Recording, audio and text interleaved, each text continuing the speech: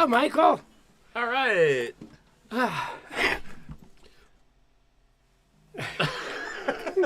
That was awkward. That's no contact. It's a no contact sport. Okay, So- sure. Hey, welcome to our live stream today. Coming to you from Pee Wee's Playhouse here in Atascadero, California. Yes. So I have a special guest today, Michael Dana. He just flew in from Cambria, whatever it's called. And Wes is here working the camera. Say hi, Wes. Hey, I needed a mic. There we go. Hey guys, how's it going? There's Mike, and then there's Mike, and then Gail's working the message board. And so here we are. So I always wanted to have Mike on because he's such a wonderful, talented individual. And I tell you, the guy's got a future. No kidding. I don't know what it is, but he does have a future. Okay. And Mike has taught at the Yosemite Workshop for, how many years? You know, I was trying to Figure think about that, and I can't remember, but I can remember the people that Oh, that have been on the faculty. oh yeah. Because it's pretty cool. Yeah, so the first year was with Barry, right? With Barry? My first year was with the late great Barry Zweig. Oh, yeah. I think he was there for a couple of years. Right. That I was there, and then Yeah. we had a cavalcade. You know, Frank Potenza was there, and Pat Kelly's been there, and Bruce. Bruce Foreman was just there, and I just blanked on Oh, David Becker. David Becker, but somebody else, Ron Eshte. Oh, Ronnie Estee. Yeah. So anyway, yeah. Excuse me. So anyway, well, that's besides the point. But Mike is a wonderful teacher, so that's the beauty of it. So also, Mike was you were in head of the music department right at Fresno City for. Yeah, I just retired a few years How long ago. were you sentenced there for? It wasn't a sentence. It was a dream job. It really was. Yeah. I had started teaching in the public school system in Fresno, but it was great because I got a guitar gig at there's a performing arts magnet high school there. So I was doing that for a while, but then the position at Fresno City College opened up, and it was head of jazz studies. And it's kind of funny because I didn't really teach guitar there per se, but I was running the jazz band and teaching jazz theory and all that kind of stuff. And then I retired from that in 2018, just in time for the pandemic, because timing is what I'm all about. Yeah, it's all about timing. Yeah. Yeah. Yeah. So, yeah, I actually attended one of your classes. Remember that? It was the arranging class. The right? arranging class. Yeah. And I thought, gosh, this guy's a gifted teacher. He can actually make me think I could do this. And so anyway, I had known Mike before that, but once I heard him teach, I thought, wow, what a gifted teacher. There's not that many people that can do that. Well, I think sometimes in that kind of college setting, you kind of sink or swim by like how well you prepare, and and sometimes the seat of the pants thing will get you through, but if there's like 25 people in a room waiting for you to enlighten them about a topic, it's like I want to make sure I want to make sure I do this right, Yeah. He's also very good with metaphors. Oh. So what are metaphors for? Yeah. I don't know. I'm working on them. I'm trying to get up to meta 5s. Yeah. And so I'm hoping that. Well, you have a wonderful metaphor about the elevator when you're talking about guys in a band playing together. I do? Yeah, remember it? Like if you're the only one in the elevator. Oh, yeah. Yeah. Yeah. Do you want to? Yeah, I could share that. So it's like when you get on an elevator, you just get on and you stand wherever you want. But then somebody else gets on the elevator and you kind of back up a little bit, because everybody needs their space. And then pretty soon, 2 or 3 more people get on, and so you sort of redistribute. And one of the things that some less experienced musicians will do is they'll, for instance, as a guitar player, they'll turn up and they'll play their solo, and then they'll go back to comping for somebody, but the volume is at the level that they were just soloing at, and so now the balance is all whacked up. Or even sometimes when you're comping, like how much or how little do you play, or do you really need to play at all? Yeah. You know, and then how to coexist with piano players and leave space for everybody to, to have fun. Yeah. But there's just, and a lot of times I think music is kind of like life. If you try to be cool in life, then sometimes maybe that'll translate to being cool as being a band member as well. Hopefully. So this is what being cool is? Absolutely. This is. Oh, good grief. Oh, so anyway, anyway, a very gifted teacher. Also, Mike does big band arranging. So, when I was in college, I wanted to learn how to do that. But for some reason, and I did it, and it was very unsuccessful, in my opinion anyways, because I wrote the damn trumpet parts so dang high that, when you want this note here, you keep forgetting that the guitar is actually written down an octave, so it's actually this note up here. And I'm like, whoops. Yeah. These trumpet players are blowing their brains out, but anyway, that's here and there. But now, did you study with Spud Murphy? It's funny, I did, but in a weird way, because I had attended the Berklee College of Music for a hot minute when I was younger, and had really gotten the bug to want to add composing and arranging to the stuff I could do. And a friend of mine, a drummer named Jim Gandulia, was studying arranging with this guy named Lyle Spud Murphy. Oh, but he had like a correspondence course. Oh, And Spud was in L.A. and I was in Fresno, where I'm from, and so like it just wasn't going to work for me to go to L.A. for lessons, on a regular basis. But he had this correspondence thing, so I would, he'd send the stuff in, and I'd do my assignments, and I'd send them in, and it'd come back with a bunch of red marks all over it. It's like, what are you thinking? But the really cool thing about arranging is that I had gotten hooked up with a company that was doing music for TV commercials. And so, and I remember it was really clear. Somebody called and said, Mike, do you know how to write music for TV commercials? And I said, absolutely yes. I do that all the time. I'd never done it before. But one of my mottos is, first you get the gig, and then you then you got to figure out what to do. Keep the gig, right? Yeah. But I really loved it, and it's and I think sometimes as a rhythm section player, it seems like a lot of arrangers kind of don't know what to do for the rhythm section. But, But as guitar players, we sit in the rhythm section, and so we know what a good bass groove sounds like, and we hang out with drummers and piano players, and you kind of peek over their shoulder and see what their parts look like. So I don't know. I think that's been a real helpful thing for me.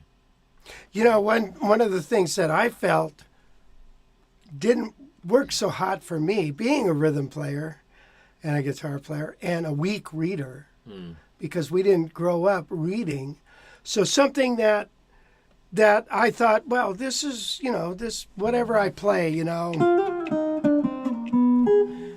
I'm thinking, that's okay, but I don't know if somebody can read that. Maybe it should be. And then I give it to these horn players, and they play it, and it's like, it's nothing, And then I realize I'm writing too elementary for these guys. Yeah. And so that's weird. And and that's a big part of it. One of the things I've been really lucky to be able to do is write a lot of music that big bands and like a college or a high school would buy and play. Mm-hmm. And so you kind of learn to deal with, what can a high school freshman trumpet player do compared to what a university, what you expect, and but it's kind of that way with even just being guitar players. It's like, some gigs I would play more adventurously, and maybe on other gigs that's not really serving the music as well. Yeah. So just kind of being hip to who's in the band, who's in the room, what's the gig, and just think about that stuff too. And it's not all about trying to show off your chops about what you can play or what you can write or anything like that. Yeah. Good advice. Yeah. Hey, Wes, do we have any questions? Or, you guys out there, you're certainly willing to. This is your live stream, so you want to ask any questions, go ahead. Yeah, Ozzy, who was at the jazz guitar camp. Oh, hi, Ozzy. Hey, Ozzy. Over in Miami this morning. He says that was a wonderful interpretation of there will never be another you. There will never be. Oh, another is that you. what we played? He says, question, would it be better with 4/4 comping instead? Your thoughts? Do you mean if you mean like the Freddie Green thing? Like this? I'm guessing that's what he means. I mean, that's fine, but, after one time through, I'm done. Yeah, and it's interesting because I think that stuff feels really, really great. And one of the groups I play with regularly is called After Dinner Mints, and it's kind of a retro swing thing. Yeah. And so I play a lot of 4/4 rhythm guitar in that, and it's super fun. But I think sometimes when you do that, it absolutely locks in the groove. But sometimes with certain players, and you're one, it feels kind of like fun just to be a little bit less restricted than that. Yeah, exactly. But that's, yeah. And one of the things I think you and I both do is we kind of explore all the different possibilities when we play together. Because Rich and I play together quite a bit as a duo thing, but also with rhythm sections.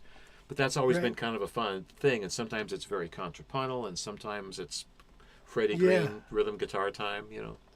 Yeah, so it would probably, I would say, Ozzy, it's one texture that you could explore, but I think a steady diet of it gets locked in, and it's almost like playing bass lines with your tune, with your comping.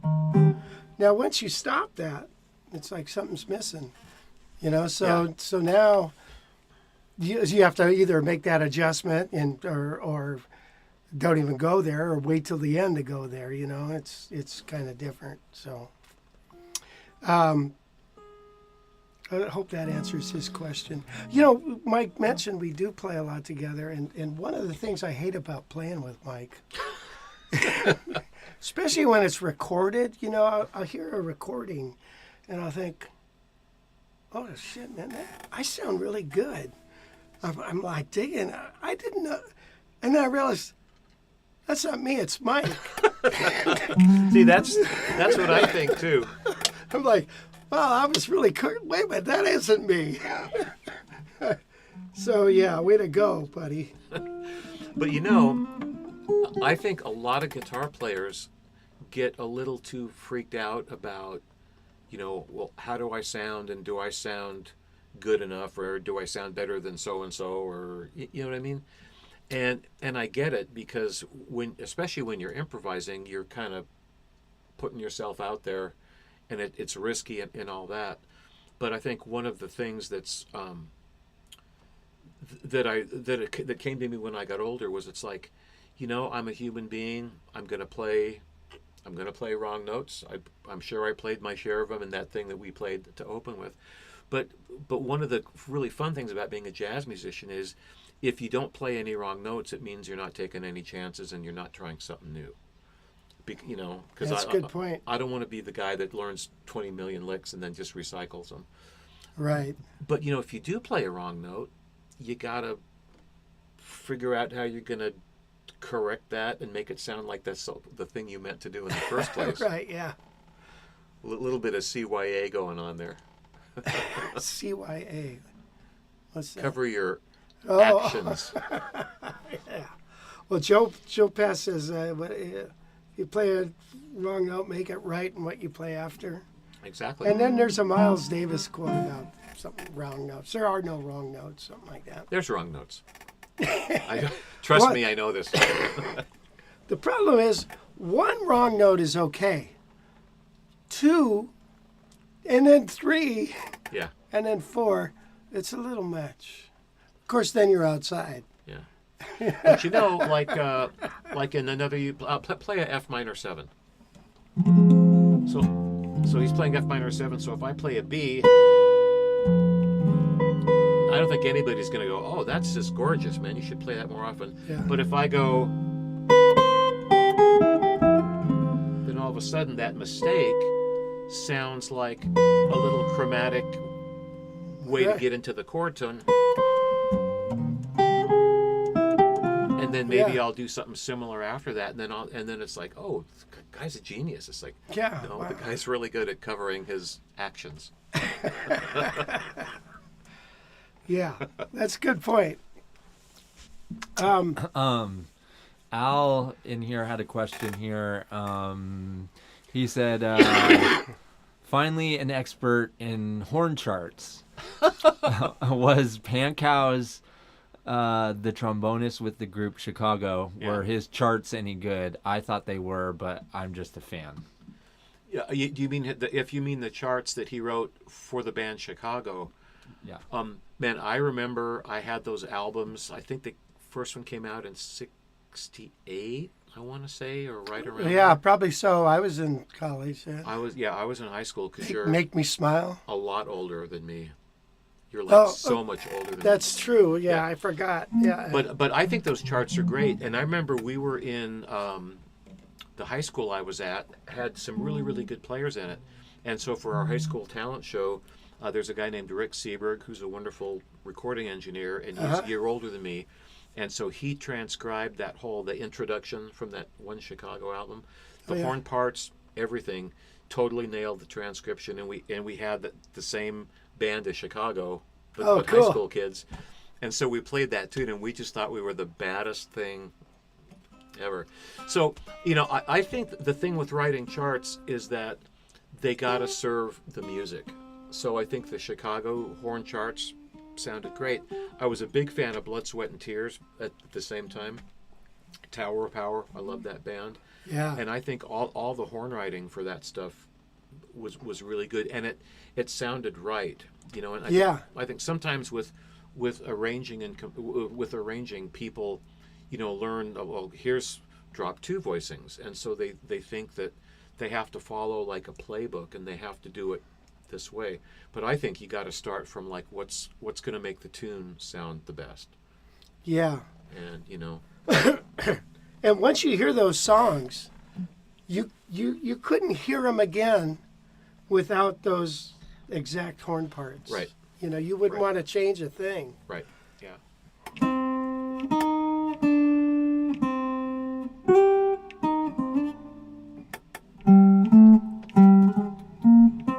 That was the Make Me Smile. Oh, Hard line. I remember we had to transcribe that in theory class. I forget how it goes. oh now. yeah.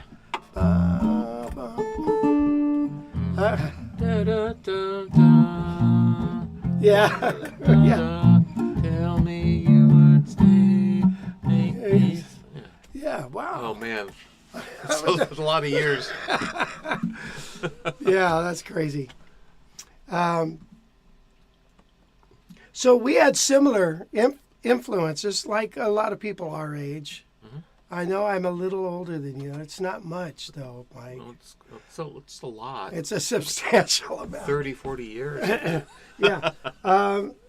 Like Joe Pass. Yeah, yeah. Now, you took some lessons from Joe, I didn't you? did. I was super lucky.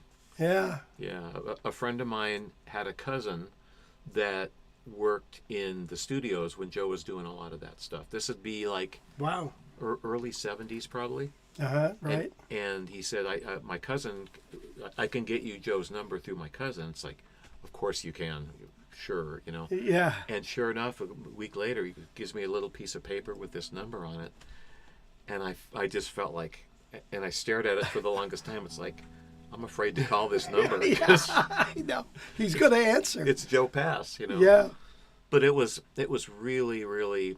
I remember there was a thing in a lesson that was life changing for me, had I learned nothing else from him, learning that and learning that the fact that you can have these moments where you get this one concept down, and then all of a sudden, do I have time to tell you what it is? Yeah, absolutely. Oh, yeah. Yeah.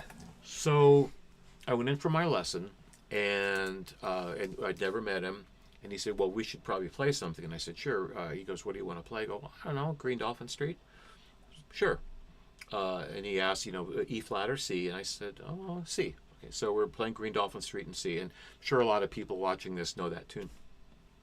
So I play the melody, I play a solo. And I would say, I don't know, I was maybe like 18-ish maybe. And I sounded all right. I mean, I knew my modes and everything. I knew what Dorian was and all that. And then I'm comping, and then Joe plays and just blows up the building. Yeah. And he goes, any questions? I said, yeah, a few. But the main one was how, and sometimes young people don't frame their questions Right. in an answerable way. I said, how can I sound like you? Yeah. Which is what an 18-year-old would say. But what he said was, well, okay, let's take a G7 chord.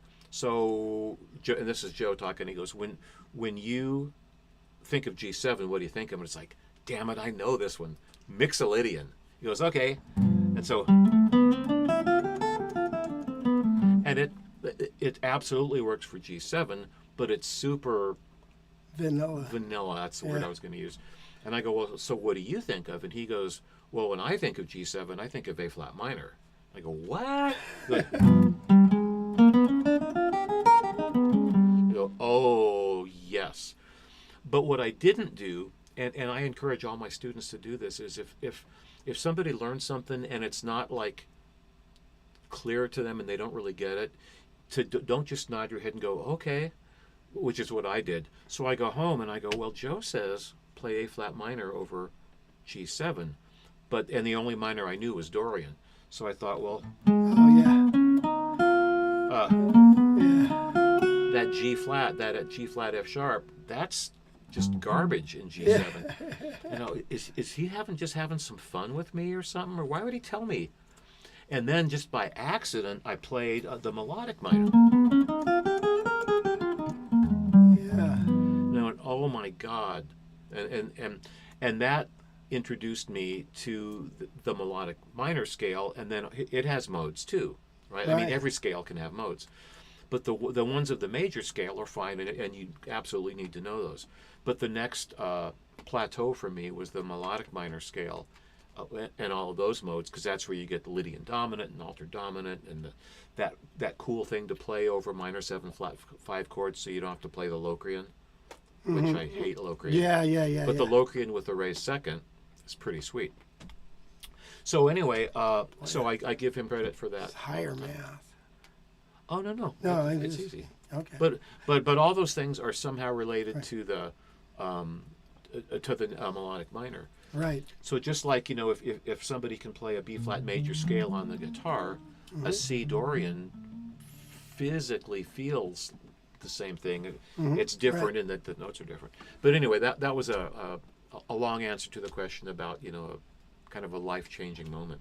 And I remember my lesson was a Saturday. I got home Saturday night, spent all day Sunday practicing, went to rehearsal on Monday at the university where I was a student, and everybody's head snapped around. It's like I sounded like hugely better between Friday's rehearsal and Monday's rehearsal. Wow, that's great. And it's because Joe said what Joe said. Yeah. Yeah. Wow. Yeah. That's great. Yeah. How many lessons did you take from him? I can't remember. It wasn't a bunch because I was in Fresno, and so it was a 4-hour drive. Well, it depends on. Right. But, it was an 8-hour turnaround plus the lesson, and it just got to be, after a point I couldn't do it anymore. But I took several, and I just remember, it's funny because he wasn't like an organized teacher, like, Sure. and here's my handout for the this and Right, that. right. But Yeah. just the guy, just being in the room with the guy and watching him play, Yeah. and then asking like, okay, hang on that. Here's that rainy day chord solo. What was that thing right there? He goes, oh yeah, and probably a lot of people do the. Sorry. Anyway, he did something with those Yeah. 13 flat 9 chords that was just really, really cool, and just little things like that. Yeah. Yeah. Yeah. Excuse me. Sure. Yeah, I took a couple lessons from Joe too, but I should have taken more. But he would tell me something like, "Go home and learn harmonic minor," but he didn't tell me why.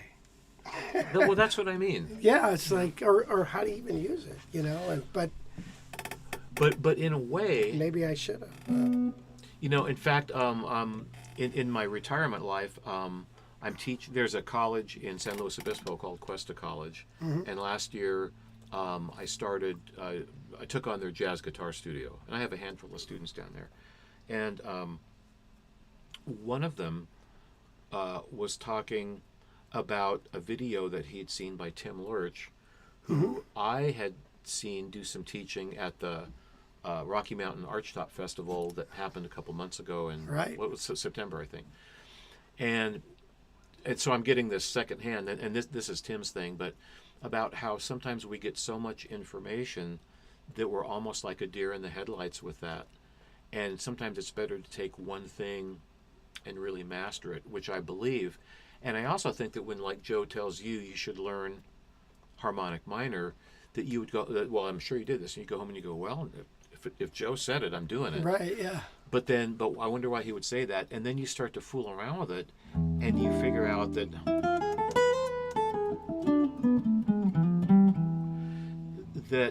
the fifth mode of like an A harmonic minor sounds great over that E minor with maybe a 13 or a flat 9, or not a 13, but a sharp 5 or flat Sharp. Right. Yeah. 9. Like, Yeah. like if I'm going to A minor. Yeah. Or a lot of those bebop licks use that too. Yeah. Yeah. So I think that, you know, a good teacher gives you an inspiration to, like, a good teacher will say, hey man, if you want to be a gold miner, I suggest you dig right there, rather than dig it for you and hand it to you. He goes, I think there's some good stuff right there. Yeah. And then you go, well, okay. And then you go, look what I found. See what I mean? Yeah. King of the metaphor. Oh, See? That's what I'm talking about. Yeah. Now that just, yeah. I got a million of them. Yeah, I agree. And I think student self-discovery is probably the best teacher. Yeah. I mean, because you remember it.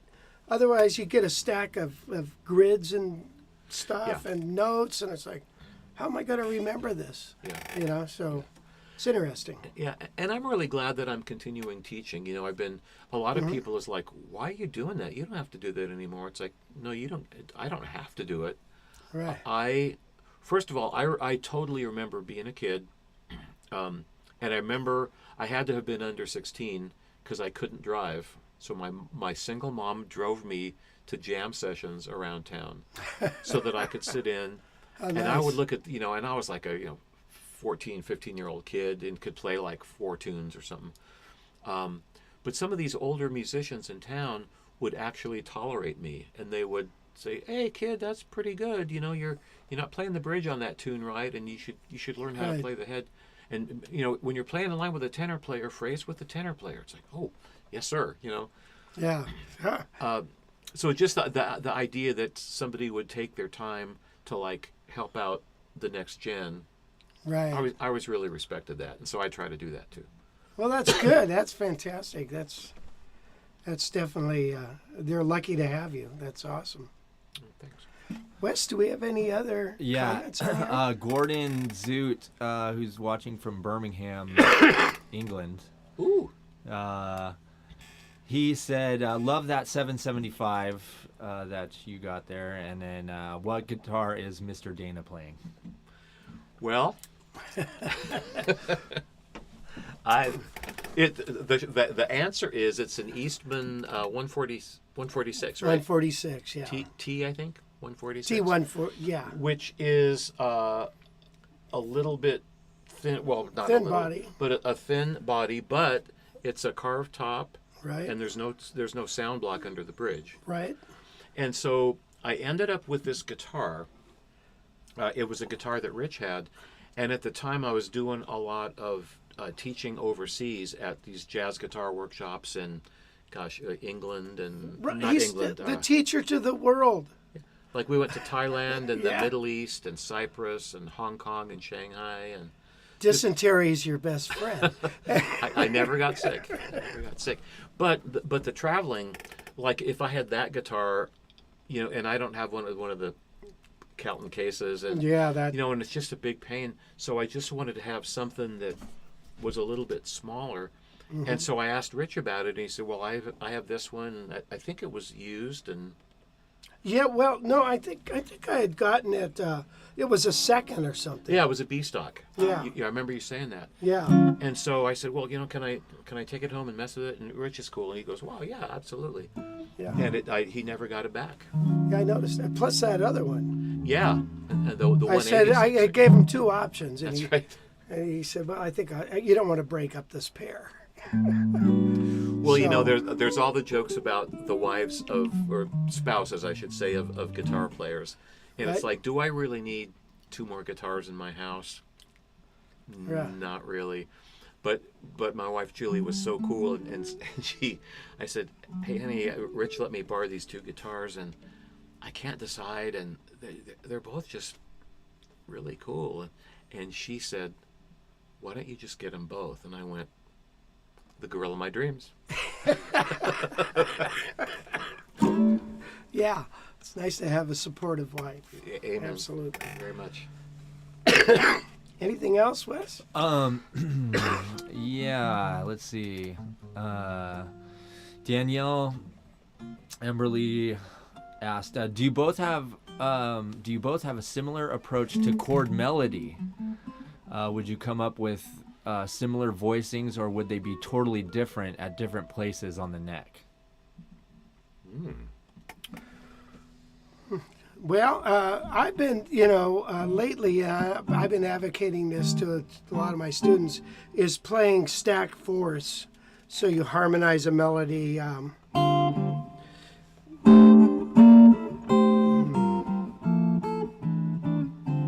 In stacked fourths, I've been doing that. And so, that's a great jumping off point, especially on diatonic melodies, that go all over the place, or not go all over they're sequential, like.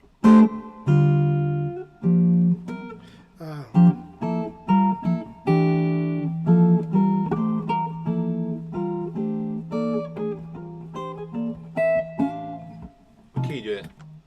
Good key. And so so you're doing a thing mostly in fourths, right? Yeah. So probably my go-to would be a little bit more, if you want to keep it kind of traditional. Right. So But even within what you did, you reaffirmed the tonality with the dominant chord in there. right. Yeah. Do And that lick again. That was cool. Right there. And so diminished Yeah. chords are like the WD-40 of harmony. You know what I mean? That's right.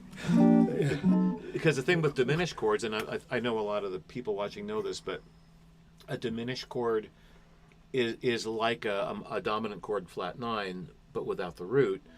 But I'm not ever worried about the root anyway. Right. And so this every diminished chord is really 4 diminished chords, and then it's also 4 dominant 7 flat 9 chords, and then every 3 frets you get the same deal all over again. So they're really, really cool. And that was there was a book that I had, an arranging book, And it was by Russ Garcia. I just remember. Russell Garcia, Guidebook to the Professional Arranger. Professional Arranger by Russ Garcia. I have that book. It's a great. It was the first book on arranging I ever had, and I learned about block harmony, like close position voicings. But close position voicings on guitar are a bear. Some of them Tough, yeah. You know. Well, sure, Johnny Smith. Yeah. Yeah. But then you could take, if I want to do something a little more modern for the D minor, right. you know, I might voice it and put the ninth right under the flat third, or yeah, that's a nice sound. I like. Or that. use, you know, before the G7th, or yeah. So your study of harmony will really inform your chord melody ideas. Yeah, exactly. That's a good point. Yeah. So I use the stack fourths just to get people playing the melody in kind of a cool way. Mm-hmm. And then add the harmonic options later. So, well, you know, somebody had the question about this 775, right? Yeah.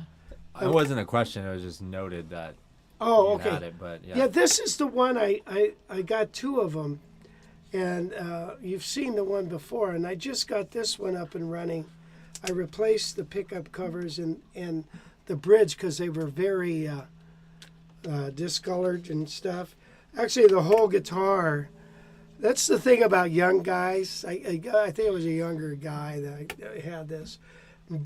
He didn't wipe it off at all, and they got sweat and hormones, and it just goes all through. You know, they're sweating all over the guitar, and it discolors.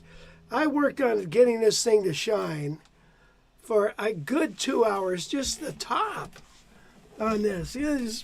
I don't even know why I bothered, but anyway, just because it made me sick. And, you know, it was, you don't take a nice guitar and you got to clean it every once in a while. So anyway, so we got two of these. One of them's going to go for sale. Oh, so we're going to do an experiment. Yeah, okay. Now that you're talking about your guitars, yeah. you got them kind of out of the way. Let's do what were you thinking for this? You had that great, brilliant idea. Okay, I have a great, brilliant idea. And that idea is, we always hear this, that, you know, the sound is in the fingers, guy's fingers. It's the guitar, it's the amp, but it's the guy's fingers and the way he holds it and stuff. So we're going to play a tune. Of course, we have a very similar sound. That's why when I listen back, I think, who is that? Is that me or you? You know, so, but we're going to switch guitars. We'll play something and then we'll switch guitars and play it. See if the sound, if the guitars stay the same or not. Okay. How about something like Sugar? Well, we have to play the song twice. Right. Sugar or The Way You Look Tonight or How Insensitive or All the Things or a Minor Blues or... Why don't we play All the Things and just each maybe play one chorus All right. and then do the swap. Okay. We'll do that? Yeah, each play a chorus so we can both comp and Yeah. stuff. And then, do we need to play the head? Or we just ghost the Let's head? just go. Well, I think everybody knows that. No, the head. You solo first. Okay. Where do you want to put it? Good. We'll do a little intro or something. Maybe play the last Yeah. day.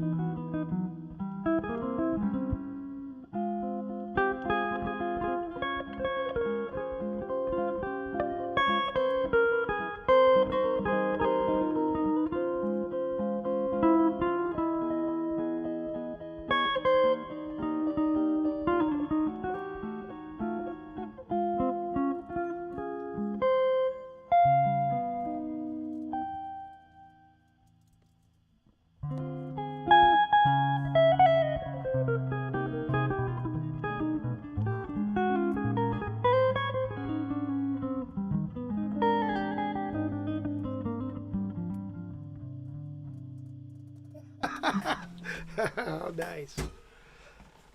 Okay, switch. All right. Do we need to use any disinfectant wipes of any kind, or Do you want to keep your strap? no? I don't think so. You want me to give you mine with my strap? Yeah. I took my strap off Oh, okay. Okay. Hang on. because you have it pretty high. I do. Yeah. Yeah. Okay.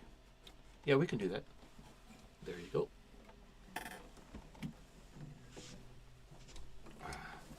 I can't believe you're trusting me with this 775. I know it. I think that shows poor judgment on your part.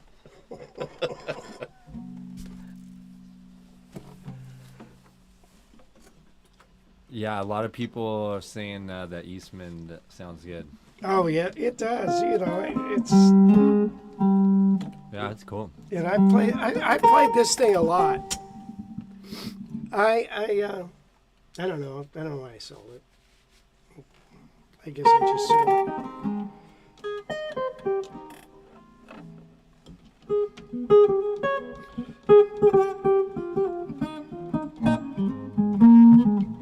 All right, I'm gonna kill the mics when you're ready to start playing. Oh, we're ready. Okay. Okay. Cool. 1, 2, 3.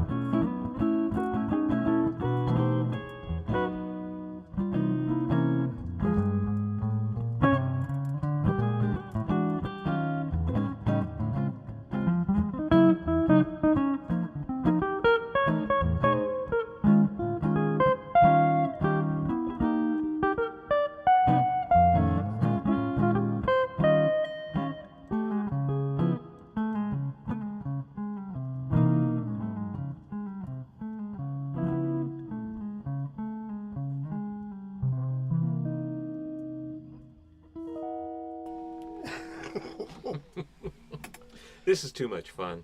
Yeah. Yeah. What kind of strings are these, Mikes? They are long metal ones. No, those are Diodario. flatlands, Diodario flatlands. Yeah. Yeah. Okay. How long have they been on here? Oh, Beginning of time? they've been on there too long. Yeah, because they sound dead, and I think that's why people like that sound.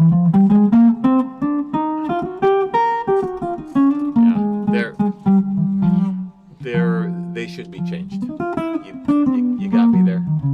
Yeah. So, which is an okay sound, Those are brand new, so they're a little more lively. And you've got your string gauge kind of thing that you do. Right. That and this guitar feels like the action set up lower than mine too.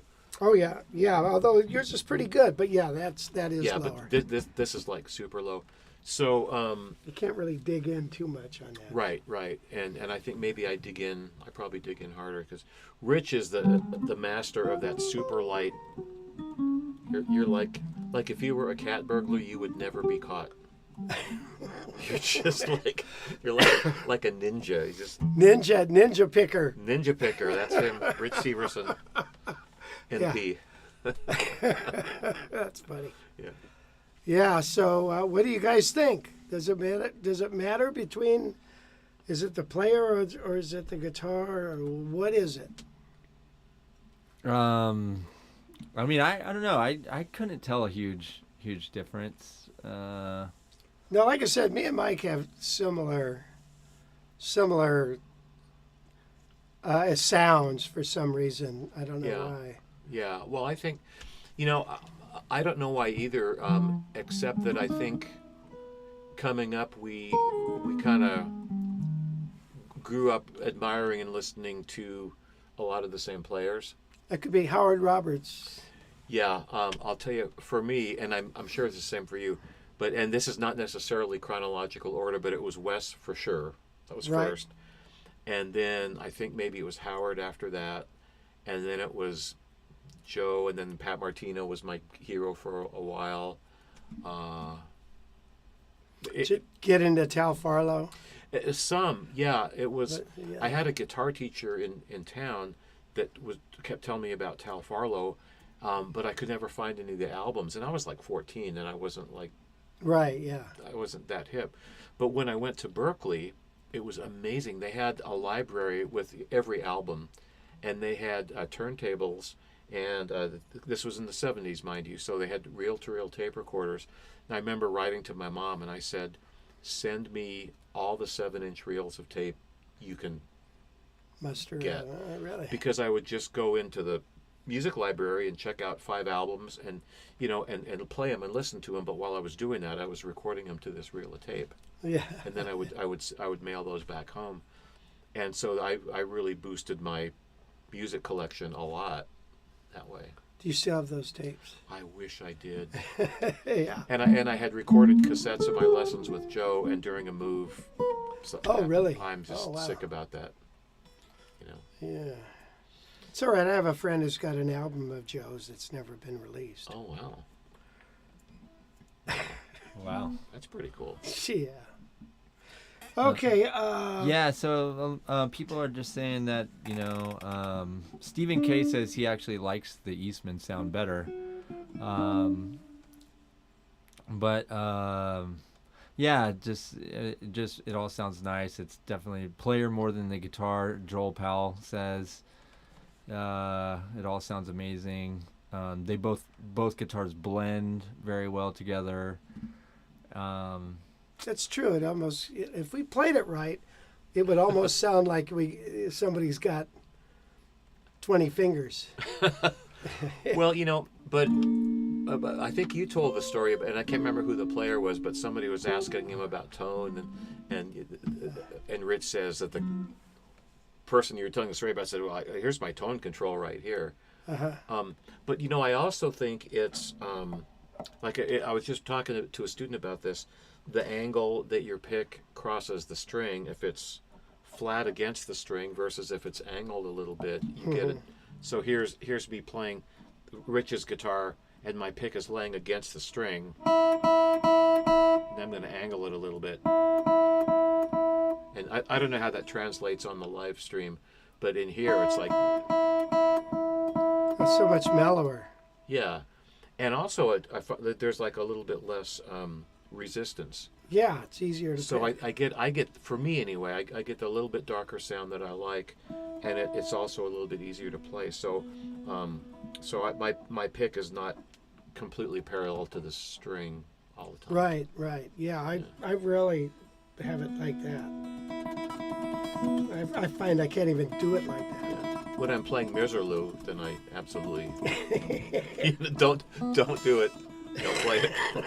Stop. I know where you're going. I know where this is headed. Don't do it. Yeah, that's it. Don't, back away from the surf songs. Yeah, like Al said here, I think the tones are similar enough, but the differences are in the thought process, the influences, in the the notes, finger patterns. Francis says you both have your own way to pick. Your perceptions are also different. I say the ears of the player are looking for different sounds, precise sounds. Yeah. Mark Wilkerson, hearing good electric guitar tone is learned. Rich has one of the best jazz guitar tones I've heard. I hear a distinct difference in Rich's tone when playing the 775 and the Eastman. So that's interesting. Do you want to trade back? I don't know. We could play. We could maybe. We're going to play maybe How Insensitive, Yeah. but we're going to play it with sensitivity. Screw that. Yeah, let's stay traded one more. Excuse me. Okay. All right, I'm gonna kill these mics. So, Okay. ready? All right.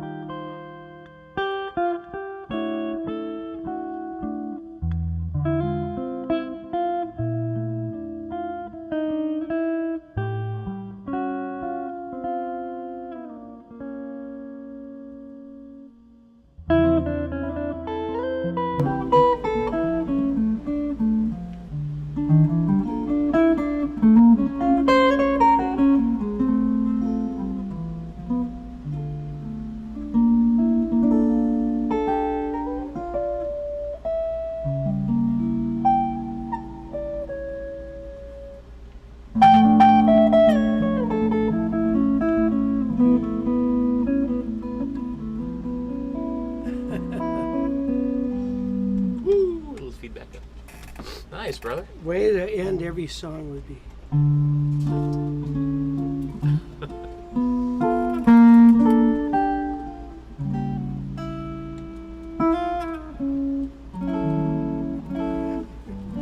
Doo-doo. Ma Bell. Why were they singing about telephone company? All right, anyway, that was How Insensitive, done so tender, it brought a tear to my leg. That's not even funny. Okay, Yeah, that was not funny. Digging At least you don't- got that part right. That was not funny. All right, there. Eddie Davis, what's happening, man? Sorry, Wes. Got a question here from David Bronson. He says, I've been wanting to ask, so right hand, ring, and little fingers on or off the pick guard when picking? Personal preference?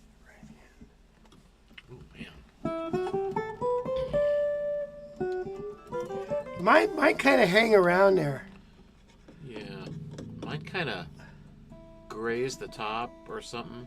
Yeah, that's what mine do too. I don't anchor. I'm Right. not an anchorer. I always was taught. Now I don't know if this was a Jimmy Smith or Johnny Smith thing about, or a Howard thing about having this hand free and not anchored to anything. And I think it's a Howard. That's a Howard thing. It's a Howard thing, yeah. But I find over the years I got to have my hand here. I tried like hell for years to do that, and then the anchor is right here, but I don't know. I just couldn't do it. You know, it's something that a lot of students ask, and when I went to college, I was a classical guitar major for like about 20 minutes, and then I Yeah. just knew that. I mean, This I isn't love it, for me. Yeah, but it's not for me. Yeah. But I could see that the technique for playing classical music on guitar, because the music has been around, some of it for so long, that there's a depth. Like you got to do the Giuliani right hand studies and the Brouwer stuff and all that. But it seems like when you're improvising, there's just so many approaches. Because when I went to some of the Howard seminars that he used to do back in the day, and he was talking about that, and I thought, well, if Howard Roberts tells me to do X, I'm doing X. right. And I felt like I was getting worse. Yeah, And then Joe said to do a different thing, and I've had different teachers over the years. And so when a student comes in, a lot of times I'll check out what their right hand is doing. And this also goes for like left hand, like fingering, like scale positions. Mhm. I think there's more than one way to do it and sound good. And I used to think, oh, it's my way or the highway, you know. right. But then I remembered how when I was on the receiving end of that, some of it didn't work for me. So I think as a teacher, sometimes if you see somebody, like if I saw somebody with their palm like planted on the bridge, let's say, because some of the rock guys do that, I don't think that would be a useful thing in this kind of music. But I could see it being useful for something else. And I'm with you. I don't anchor. That it just kind of floats around. Sometimes, you know, how you'll accidentally kind of trigger an open string that you didn't really want, and it's nice to have a little chunk of hand to sort of mute that out with. Yeah. You know, clean up your mess. Clean as up you your go. mess. Clean up after yourself. That's right. Yeah. Yeah, I'm the same way. It's like there's this way that this is how I was taught. Therefore, this is why I'm teaching you. And you went to a seminar at the Rocky Mountain Festival. Who gave that class that talked about that? Was it Benny? Benny? About the different technique. No, about teaching what you've been taught. And it's, you know what I mean? It's like instead of rethinking something. I'll tell you that Rocky Mountain Festival was amazingly cool, and Yeah.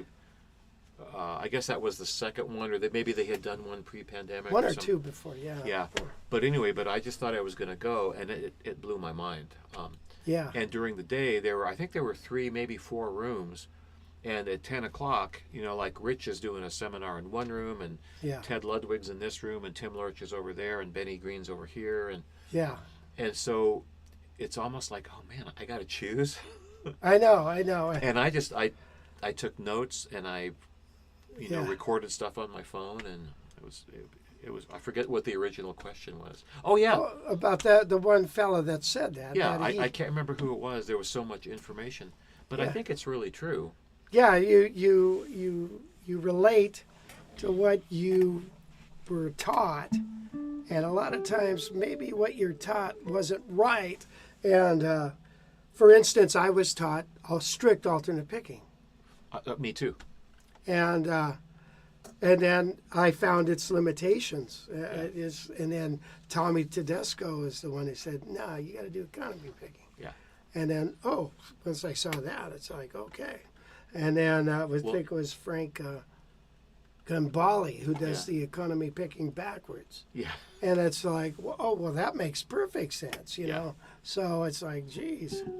And you know what now? Like, I'm with you because I guess my wheelhouse is the alternate thing.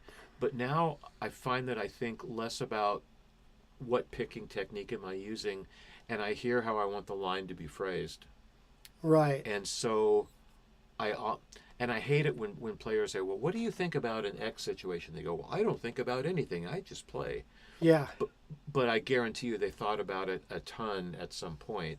Right. And that's why they don't have to have it front and center. Yeah. But I mean, if I'm playing a lick like that, I'm totally gonna do the sweep picking or the economy. But now I remember Howard told me the same thing about the economy thing, and I couldn't do it. Yeah. And I found I was thinking about it so much that I couldn't play. Yeah. and I don't say that like so everybody should do what I did, but I just think sometimes it's good to re-examine, and I'm a big John Scofield fan, and at the Monterey Jazz Festival, the last hour of the last night of the festival was John playing in one of the smaller venues, not the main stage, but playing solo guitar. Oh, nice. And his technique is so John. It's so not like anything I've ever done. But I think he sounds great. I don't think that's the technique for me, but he sounds like him, and he's awesome. And, how could you not love Howard's playing, and how could you not love all the guys you mentioned? Yeah. Everybody plays great. Yeah. So it's almost like, I'm not as uptight as I used to be about, well, here's the scale fingerings that you must do. Yeah. And it's a funny thing, hanging out with this guy so much, it's the friendship is really cool, but just the learning of stuff. It's like, hey, Rich did this thing on the bridge, man. I gotta figure that out. Yeah. What was it? So same thing with the fingering of things. When I hurt my little finger, and then I started realizing, the little finger is, not the most important finger, and it's not definitely the strongest.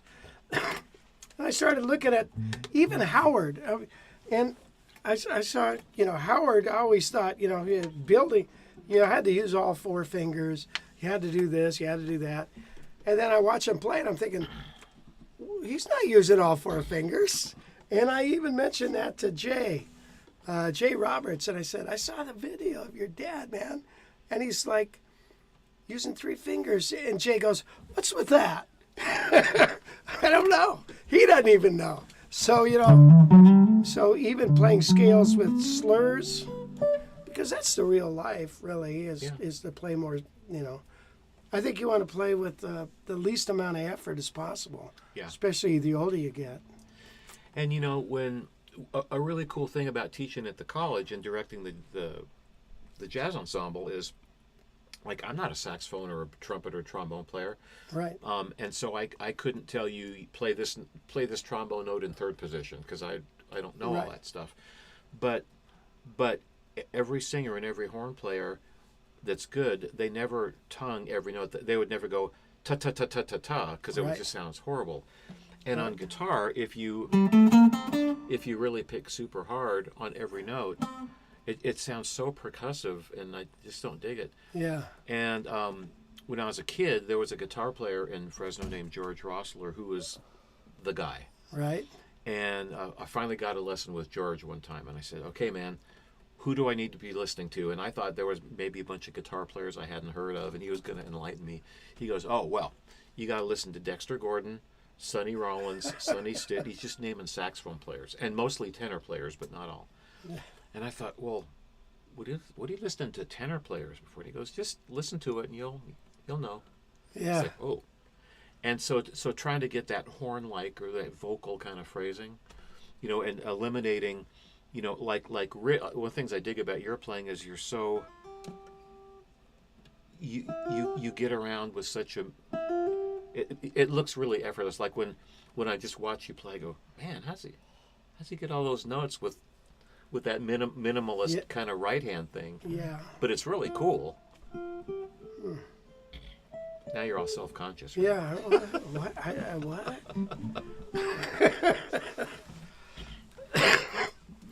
Yeah. Well, that's cool, Mike. So there's a question here from Al. Speaking of teachers, he says, so Joe Pass wasn't a structured teacher. Were Ted Green and Pat Martino structured teachers? Well, Ted had lessons prepared. Ted was smart enough he had a file cabinet. So when he would write out a lesson, he would make a copy, put it in his file. And so, boy, that sure made a difference. Yeah. So he could go to the file cabinet and pick out, oh, okay, here's an arrangement of Red Roses for a Blue Lady. He'd do something funny like that. Yeah. So, so he had a little more structure. It was like, hey, man, you know how to do this? Hey, man, you know how to get your inversions? Hey, man, So he did know he was more structured. Who was the other fellow? Pat Martino. Yeah, I don't know about him. The things I've read were that as Pat, it's funny. I just got from Amazon, and I didn't know about it, a book called Here and Now, and it's Pat's, I guess, autobiography. Oh, really? And so I have it on my, it's the top book on my stack too. I'm reading a biography of Wes Montgomery, and when I'm done with that, I'm going to read this thing about Pat. But a lot of Pat's stuff was like, every chord is a diminished chord, and there's like a whole methodology. Right. And I thought, oh man, that's pretty deep. And I think Pat was a pretty deep thinker, and he certainly sounds great. Yeah. But I think it's really good to, even if somebody has a private teacher, to go to those kind of workshops and seminars and just check out what other people say. And it's almost like looking at a building or a sculpture from different angles. Mm-hmm. And it's like, well, Pat said this about altered dominant things, but Rich says this, but then Joe Pass does it this way. And it's like, I think it's good to know all those things. Yeah. And then you as an individual, you'll come up with your own synthesis of that and come up with what works for you. Yeah. And if you find somebody you like, you take some lessons from them. Mm-hmm. I don't know if I ever told you this story, Mike, about when I first came to town, Fresno, and then I heard you guys play with No Prisoners. And I think I heard a jam session. I went to a jam session or something and Craig Von Berg was playing. Mm-hmm. Craig's a piano player. So he was doing some stuff, and I thought, what the heck is he doing? I'm like, well, that sounds really cool, And so I called him up, said, Craig, can I take a lesson? Mm-hmm. And he said, I don't know what to show you, but yeah, whatever. And so I went over to his house. And I said, we played a little bit. And I said, what are you doing there? How do you do that? What do you... And it was this outside sound that had structure to it. And he said, oh, that. He gave me the best honest answer I've ever heard. He said, I play the chords of the melodic minor scale, and I wiggle my fingers. That's it. Man, that was an eye opener. Yeah. But unfortunately, it's hard to do inversions of a minor, and just all the permutations of a minor sound, or any chord. Yeah, you know what I mean? Like, you know what I mean? Yeah. Yeah. Yeah, that's very hard to do. Yeah. You have your students ever do the one-string guitar thing? What do you mean? Oh, you play on each string. Like I would say, pick a string. Okay, the B string. Okay, great. And pick a key of D, and pick a quality of chord, melodic minor. Okay, so on the B string. Sorry, on the B string, I'm going to play a D melodic minor. So what happens is you have to really make sure you know what that is. But the rule is you can't play one finger. It's not a one-finger guitar. It's a one-string guitar. So, and I might use an open string. And so I would have my students think about what those notes are and then come up with a logical fingering.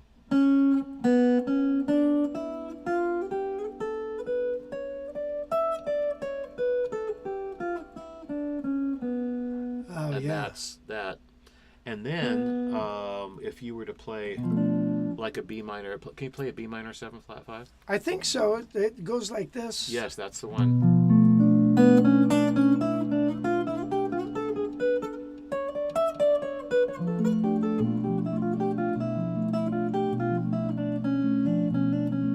Yeah. And so that mode of the melodic minor can sound really good. And then you could take that and you could do it on 2 strings, and now you're playing.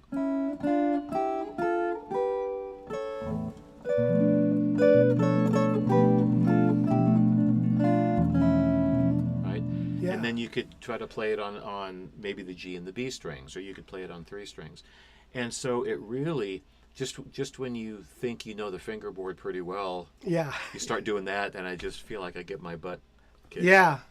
Just when you think you got it licked, it drips all over you. It's just That- like ice cream. That Ted's that first chord chemistry book was the most humiliating Oh, gosh. day of my life when I tried to play out of that book. I know. I got to the second page and I went, no, a human, no. You cannot do that. This is yeah. an alien. Guitar for aliens. Yeah. Such a brilliant guy. You knew Ted, right? Yeah. Yeah, I Yeah. wish I had. Yeah. Yeah, it's sad that he died so young. Yeah. But one thing about Ted, I kind of feel that his arrangements got so hard that to go out and play those arrangements, he was very skeptical of doing that because it got so hard. How do you have to be a concert pianist? It's like you have to woodshed this stuff, and so he didn't like to go out and play anyways, period. I don't know why. Everybody begged him. Tommy Tedesco wanted him to play in his band for a long time. Nah, ain't gonna do it. Ain't gonna do it. Just Yeah. too much pressure on himself, I guess. But yeah, the guy was crazy good. Question here from Ozzy again. He said, "What are the required skills you must know to play jazz guitar?" Required. Oh, it's like, yeah. Well, you got to know, as we were just talking about, melodic minor. You got to know where to use it. Melodic minor. I wish I would have learned melodic minor instead of major scales in the beginning, because you get so locked in. Even though a melodic minor is just like a major scale with a minor third, it's so easy, and yet it tricks you up so hard. So that harmonic minor, and then major scales, the modes, using the extra note like a bebop minor, a bebop harmonic minor, using that extra note is handy. And then also eliminating notes, I think, is probably one of the most, like just on a major scale.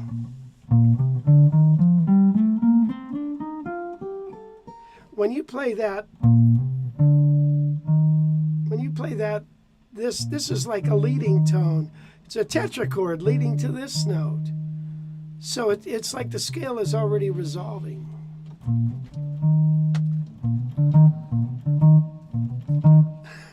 You know, but then I keep going, and then I have that resolution. If I get rid of that fourth note, it sounds so much better.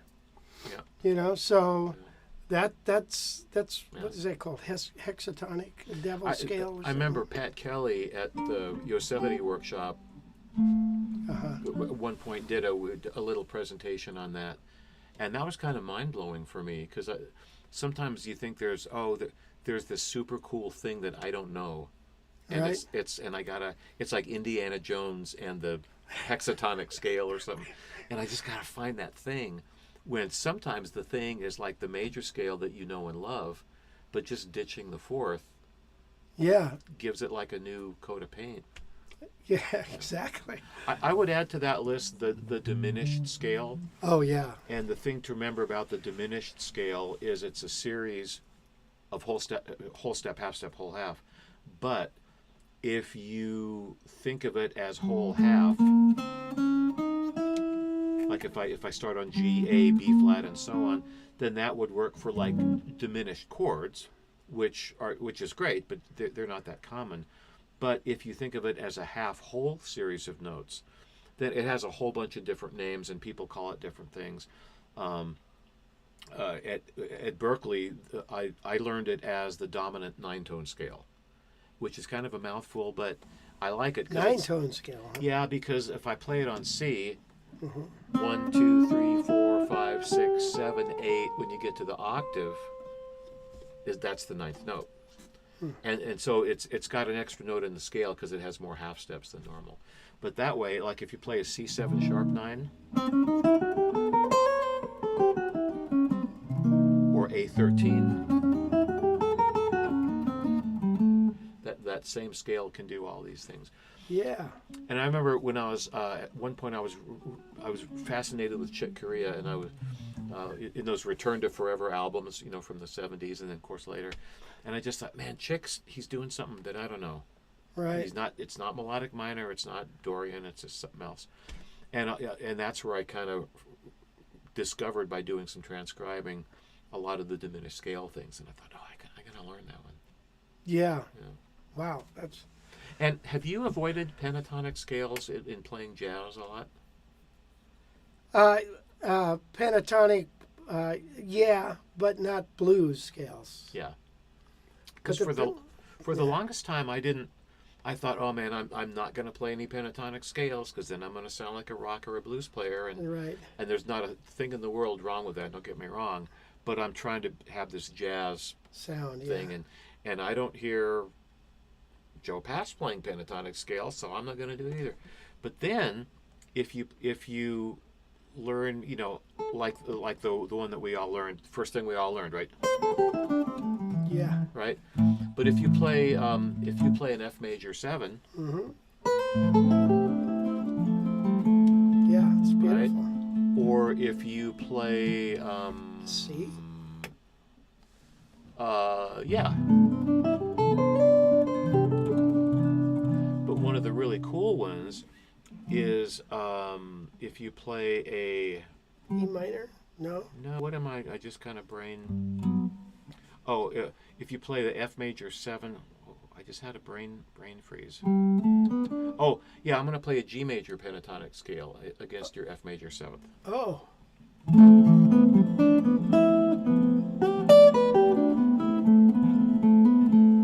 That would be like E minor. Wouldn't it? E minor? Well, yeah, because guitar players are funny, because guitar players, when you say pentatonic, they mostly figure you're saying minor Right. pentatonic.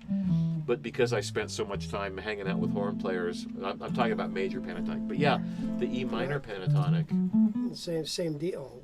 Same relationship. same thing as G major, yeah. Yeah. And that, Wow. and then if you play Rich,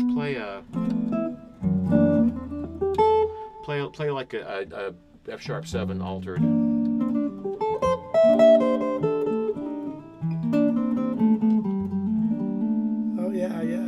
So even that lowly A minor pentatonic thing can have a lot of new life when you start to see what else you could use it over.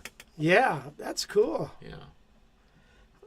Yeah. Thank you. Well, That's $100 lesson right there. checks payable too. Well, maybe Wes could put our Venmo on that. Yeah. Danielle Emberly asked, "Are you familiar with the drop 2 concept for guitar by Charles Chapman? Helped me considerably, but might have contributed to my playing frequently using major 6/9 substitutes for major for ease of play." You know, Mike, while you answer this, I'll be right back. Okay. You sure you trust me with the live Yeah. stream? No, go. This might be a bad choice, Rich. What do you want for lunch? I'm not familiar with that book, but in my journey to become a good arranger, I definitely spent a lot of time with that. So in case somebody was not familiar with that, if you were to try to visualize, let's say, a C major triad, so C, E, G, and then let's put the sixth of that, so C, E, G, A. On the guitar, that would be, playable, but man, it's a knuckle buster. So what the drop 2 voicing is you take the second voice and referring the second voice down from the top. So if I take that same chord and I take the G, but I put it down an octave, now I have from the bottom up G, C, E, A, which is like a C major 6 chord, but that's really, really easy to play. So drop 2 chords are very, very guitar friendly.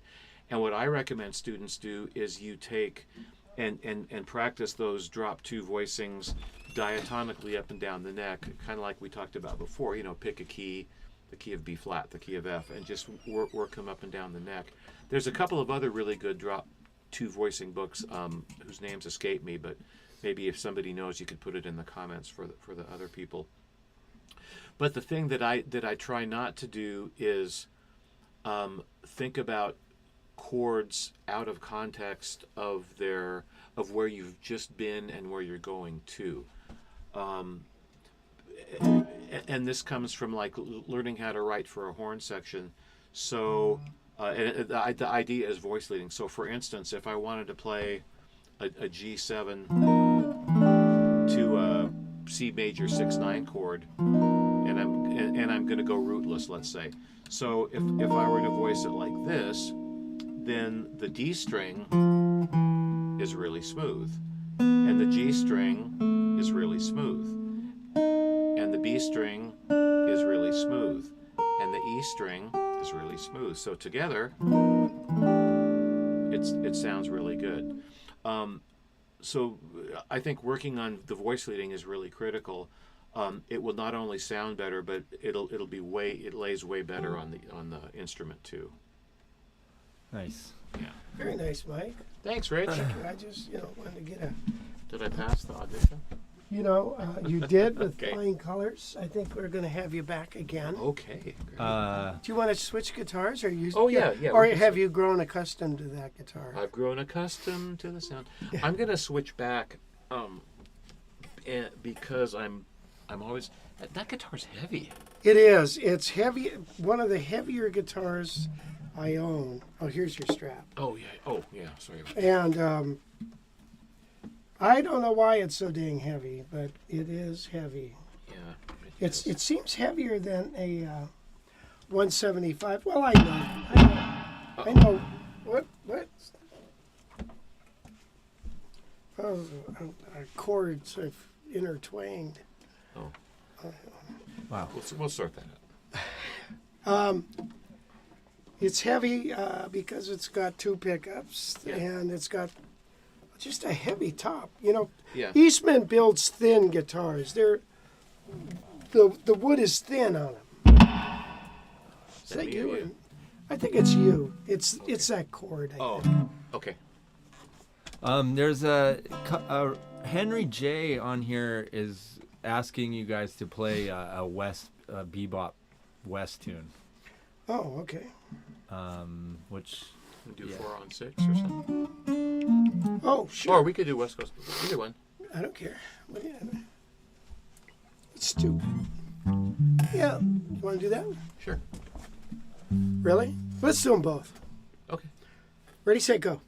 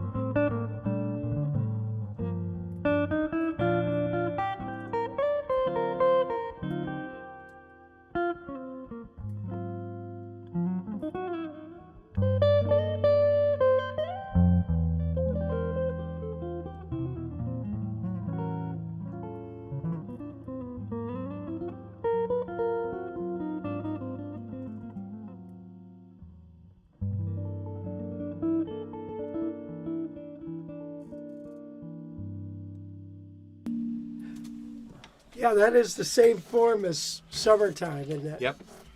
Yep. Pretty much. Who would have thunk that up? Wes. I guess.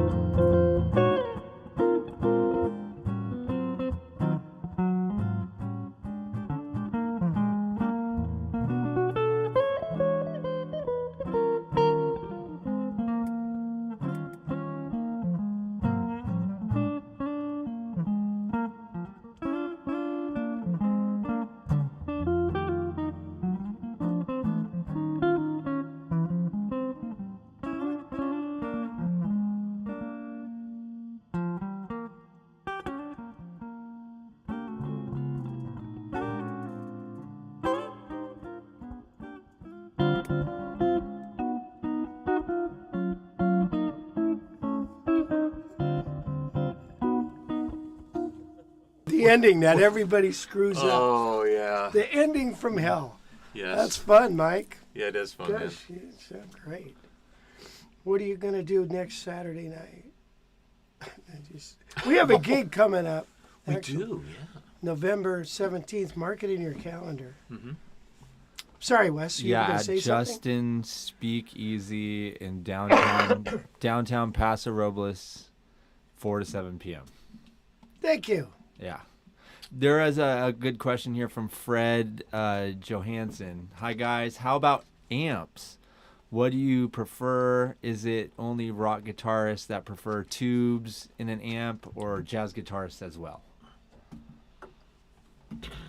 Well, Pat Kelly loves his old Bassman amp that he had from his father and had it redone and everything. It And then does sound really good. It does sound good.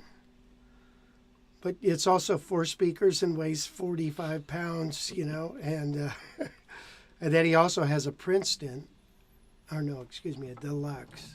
He loves that. But Well, I had tube amps. I've had them all, and a Fender Twin is still a great amp until you got to lift it into the trunk of your car. yeah, So, well, that's why you bring your wife. Jeez. But several years ago, I did a thing at Rich's Yosemite Jazz Guitar Workshop, and he had a bunch of these Quilter amps, and I knew about Quilter, the P8 stuff. I didn't know that they made guitar amps. And and I looked at this thing, and it looks like a lunch pail. I mean, it's like not big. And I'm kind of like, I don't know about this. It had an 8-inch speaker, and that thing it blew my mind. I know. And so I got one, and then I got another one, and then a buddy of mine was selling one, because I don't think they make that 8-inch one. But I really like the Quilter amps a lot, and I also have a Henriksen those are the two that I use all the time. Yeah. Now, before that, you had that acoustic image, right? Oh yeah, and boy, talk about having a cool life. So I had a what was that amp? It's Razor Edge. no. Before that, I had it, and it was in my garage, and it got stolen. Oh. And it's an amp that was recommended to me, and they made them in like one of the Carolinas, and it was like a lot of steel players. Oh, the Evans. Evans, and I really dug this Evans, and then some reprobate broke into my garage and stole it. So I was checking out the acoustic image, and they make one that has a tweeter in the cabinet that you can dial in or out, and one that doesn't, and I couldn't decide. And my wife, she goes, look, you play all the time, you should just get them both. And it's like, yeah. So and they sound phenomenal, but they just weigh so much. They do weigh a lot. And I feel kind of bad, like, I should suffer more for whatever. Suffer more for your art. What are you, Van Gogh or Picasso? The Quilters and the Henriksen sound phenomenal, and for me nowadays, like I can do a big band gig with the Quilter or the Henriksen. I've done both. Even with that little Bud thing? Yeah. Bud 6? You can do a big band gig? Wow. I think the Quilters may be better for that. Yeah, it's not, the Bud But 6. No. we just played a really big outdoor thing, and I had my Quilter there, and it's just for me on stage, and then the sound guy does it. And I think if you're playing an Archtop, you're not going to be playing at a really loud volume. Yeah. So Yeah. I think it's a good choice. Although they don't, we're playing out of this, which is the Micro Pro Mach 3 now. Oh. So this is what it now looks like with a 12-inch, and this gets a beautiful sound. Yeah. And this amp will do anything you want it to do, Yeah. except drive you there. So, Nice. yeah. So Eddie Davis is here, and he's been to the camp obviously several times. He said that he saw you in Monterey there, Mike, watching SCO. Yep. Nice. Yep. He had a question about do you use the Barry Harris major 6/diminished scale stuff? It's pretty cool. Why don't you explain it? Well, so it's kind of like if you think of a scale that has after the I'm in the key of C, so after the fifth, Oh, I see. and so then when you start playing chords,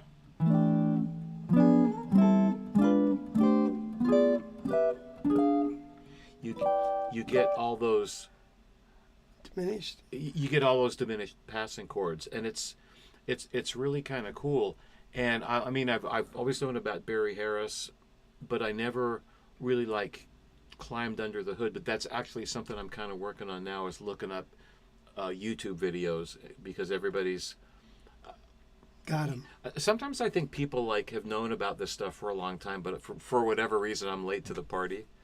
But it's pretty cool. But basically that's the deal. And what it does is, by introducing that A flat or G sharp, that note, that A flat or G sharp, when you pair it up with the F and the D and the B that are in that scale, that gives you that diminished chord.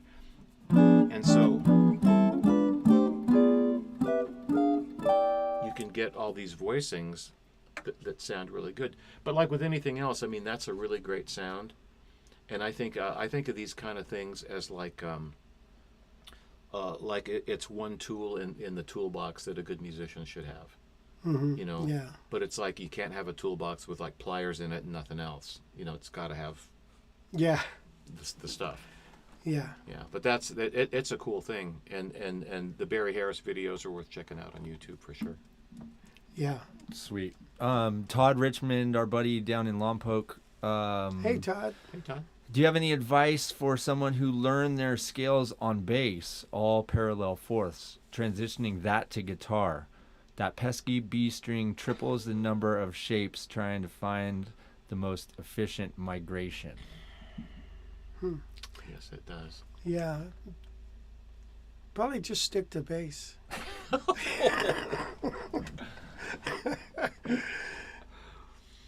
You know, You got to make that adjustment. I don't know. You got to deal with it, I guess. You know. I had a student one time that asked me how long I thought it would take him to reach a certain level that we had talked about, and I just, how do you even know that? So I said, well,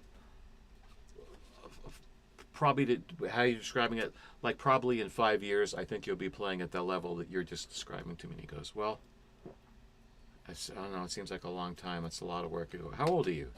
He says, I'm 25. How old are you going to be in 5 years if you do this? 30. How old are you going to be in 5 years if you don't do this? 30. Okay. Do you want to be 30 and you can do this, or 30 and you can't do this? Right, and still wondering whether I can Yeah. want to do. Yeah, exactly. If not now, when? Yeah. You know. Yeah. Something that really helped me a lot was I figured out that I'm never going to be the player I want to be. Mm-hmm. Yeah. You know, and I just made peace with it. And it's like, you know, I'll hear, and it's not like I hear somebody and I'll go, that guy's so much better than me. I just go, wow, that player does so many things that I don't know how to do yet. And so Yeah. I read being the I read key. one of those self-help books, and it said just add the word yet to Ted stuff. Green used to say that. Did he? Yeah, all the time. Yeah, he's I'd say He got it from me. Well, maybe he No. got it from that book. I don't know, but maybe that book wasn't out. And maybe Oh, they yeah. got it from Ted. Maybe. But yeah, I tried to do a chord, and I can't do that. He said, you can't do that yet. Right. Yeah. So yeah, you give yourself the right information. Yeah. And you know, and when we do the workshop over the summer in the Yosemite thing, you know, a lot of guys will come up and they'll express frustration because maybe they're still working, or you know, they've got Yeah. they can't practice 8 hours a day. Right. So you know, and they get frustrated, but it's like it's a process, and just I feel like we're all on the same road, and you meet the coolest people. Yeah, Like that's true. when I was at that Denver thing with Uh-huh, everybody, yeah. it's like everybody there was one of us. It's like a big tribe Yeah. of guys that like the same kind of instruments and the same kind of music, and everybody's trying to get better at it, and some people have been doing it longer than others or whatever. Right. Yeah. Yeah. Some started on the road before you. Mhm. The point is to get on the road. You know. Yeah. By the way, we yesterday finalized the facility at the Cambria Pines to have our own jazz guitar festival. So it's a go. We'll talk more about it next week. It's a go March 1st, 2nd, and 3rd. It's a beautiful place, and Yeah, yeah. it's Yeah, there it is. Yeah, it's a gorgeous place with. It's up in the. It's Cambria is the mountains or it's where the pines first start, right? That are by the ocean, yeah, the Monterey pines and all that. So as you go up the coast, you get what is that called? the Big Sur. Big Sur and all Oh, yeah, that. Yeah, where the pines are by the coast. It's a beautiful. But this is a gorgeous facility, a beautiful town. And for those of you in the Midwest, around March, you're going to think, boy, I'd love to come out to California. The And, weather's really nice there in the in that part of the March, spring. yeah. And, so we just established the facility.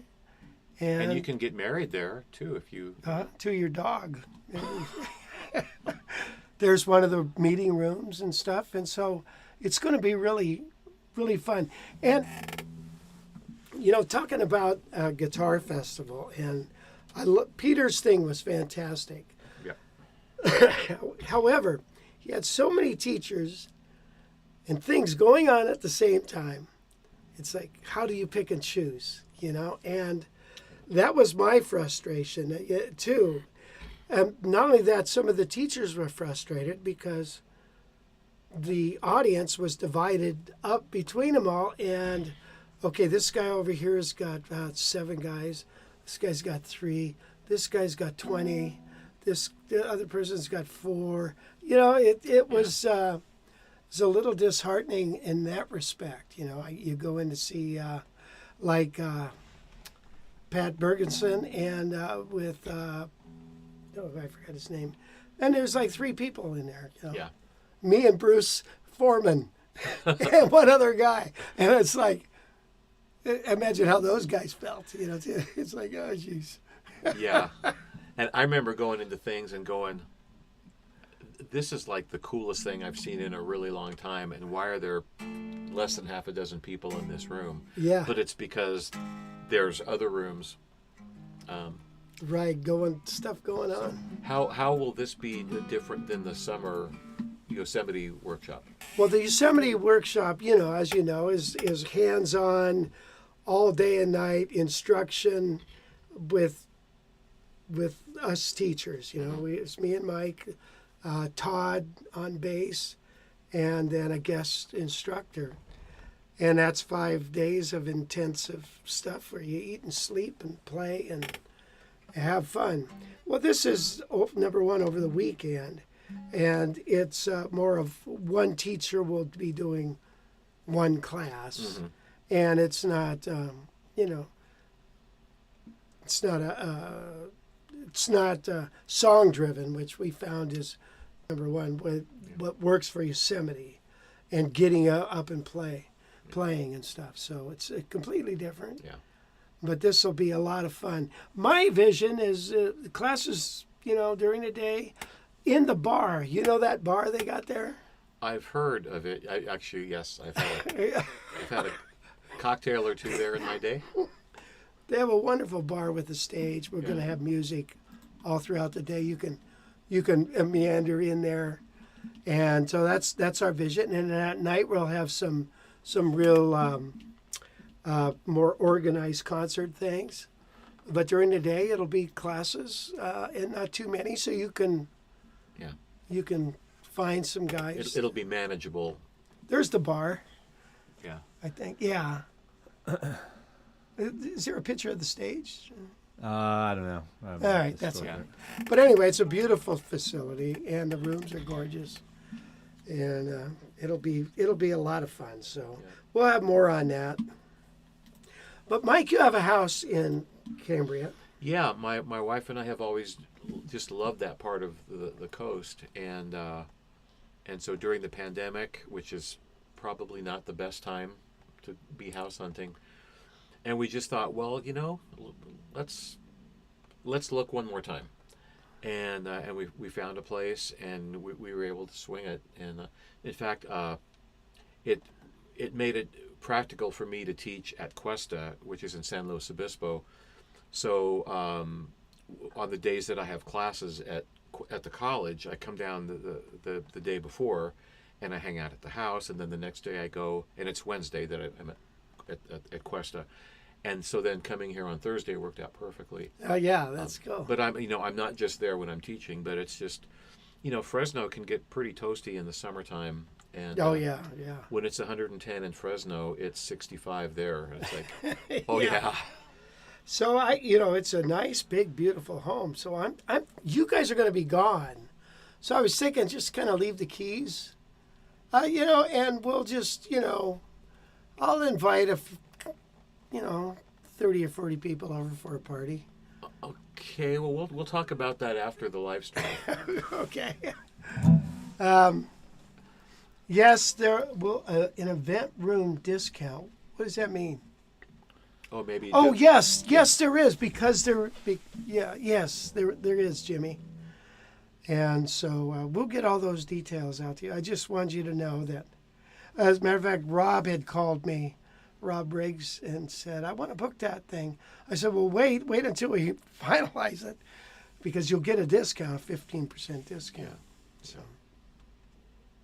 it's not cheap, but it's got a lot of planning to do for sure. we got a lot of planning to do now that we've unleashed the beast. Yeah. Yeah. Well, Mike, shall we sign off? Yeah. I you know what? I haven't even. If we're done, the time has flown by. It's been so much fun. Yeah. Yeah. Yeah, 2 hours goes by when you're sweating like a pig. It's a little warm in this.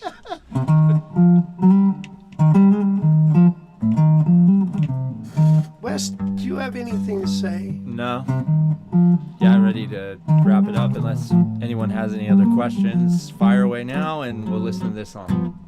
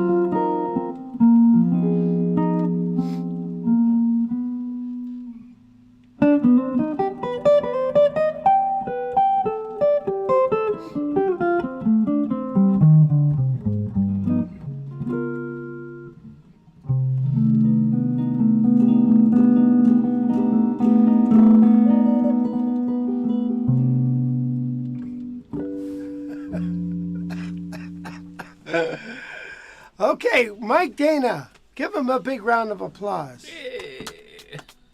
Sounds like the end of Laugh In. Golf clap. We call that a golf clap. Yeah. Anyway, thank you, Michael. You've made my day. You're very welcome, man. It was super fun, and thanks to all the people that are watching and asking cool questions, and check out that Cambria workshop in March. It's going to be really good. Yeah. Thank you, Wes and Gail. Thank you. Yep. Yay, And Wes, Wes, next week, we're going to talk about the 775s. I just got a notice today.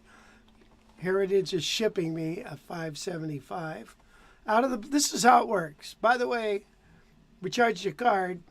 Here comes a guitar.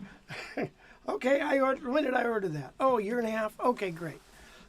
So we're going to talk about that, and also about some of these pickup